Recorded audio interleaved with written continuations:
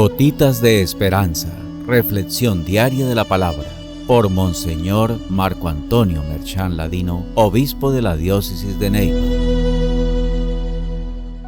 Iniciamos un nuevo mes, el mes de marzo, y el pasaje de hoy es de una sencillez y de una belleza muy especial.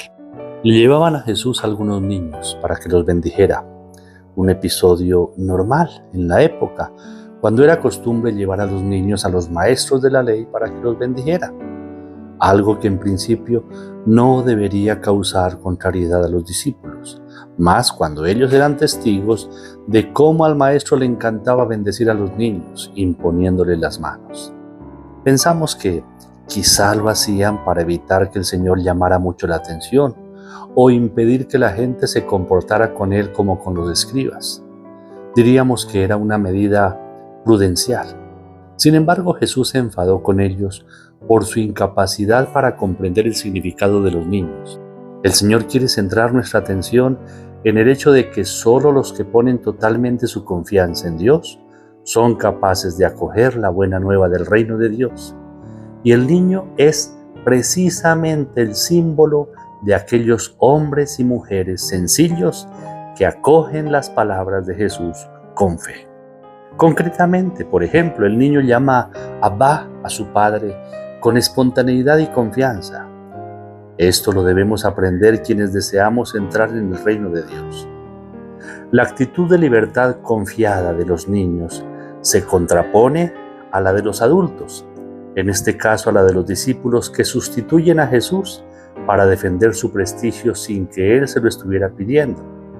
También creo que había algo de celos, pues los niños se acercaban e invadían una zona que consideraban pertenecía solo a ellos, que se sentían los más cercanos de Jesús. Jesús se enfada. La palabra enfado demuestra el realismo y el significado profundo de lo que el Señor sintió ante el rechazo de su evangelio. Pues eso es lo que está sucediendo con los discípulos, que no aceptan su evangelio. Aquello del capítulo 9, el que recibe a uno de estos niños a mí me recibe, y el que me reciba a mí no me recibe a mí, sino a aquel que me ha enviado. El reino de Dios pertenece precisamente a quienes tienen el corazón de niño, porque ellos han renacido de lo alto. Ellos están desprovistos de todo.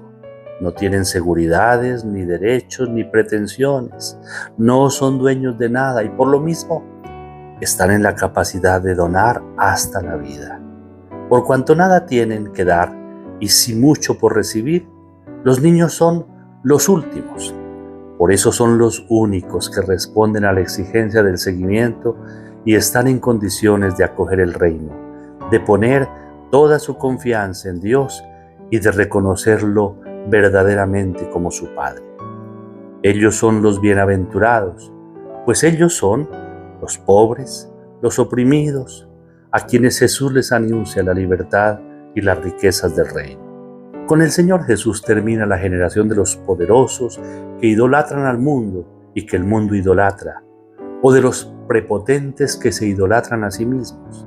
Él libera a través de su amor, pero este amor solo está en condiciones de recibirlo quien no posee nada, ni siquiera a sí mismo.